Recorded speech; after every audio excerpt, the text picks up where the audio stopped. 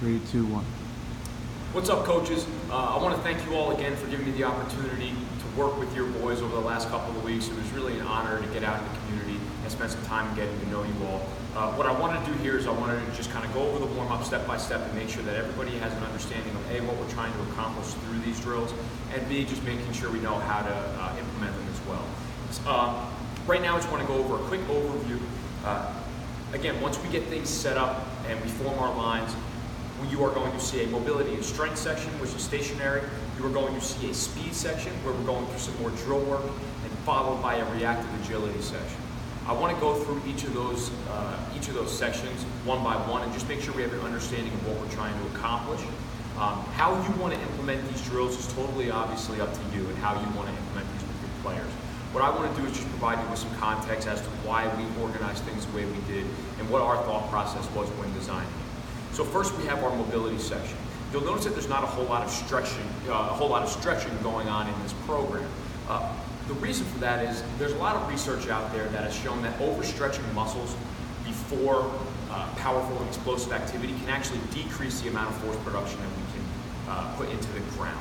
So we want to give the athletes access to ranges of motion they may not have access to throughout the day. They're sitting like this all day and this is their range of motion. It's not necessarily a great thing to go into some explosive activity from there, but if we can just take a couple of drills to expose them to further ranges of motion, getting their knees up, getting their hips into a little bit of a better position, we can then just kind of prime their tissues for then more explosive movement.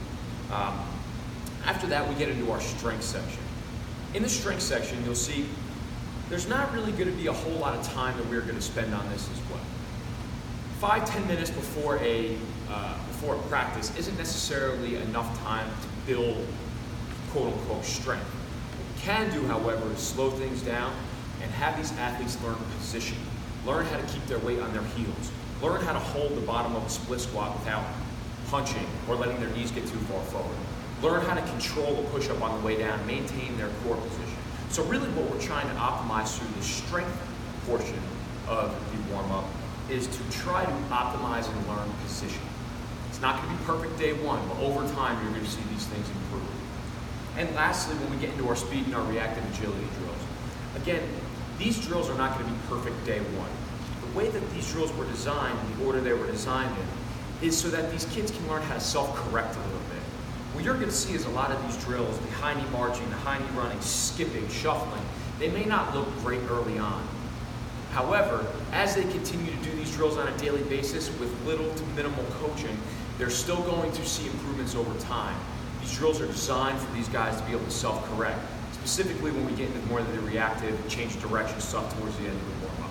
So, the purpose again, to conclude, of the warm-up is to not necessarily gain flexibility, because again, that's not going to be enough time to do that, but to prep the tissues for movement and just to give access to these more excessive ranges of motion, to learn position, and to give these kids drills that are going to allow them to learn speed mechanics that they can auto and self-correct with little to minimal coaching, in addition to just getting warmed up and prepping the tissues for activity and practice and in the game. So that's just a quick, brief overview of what we're trying to accomplish through these drills.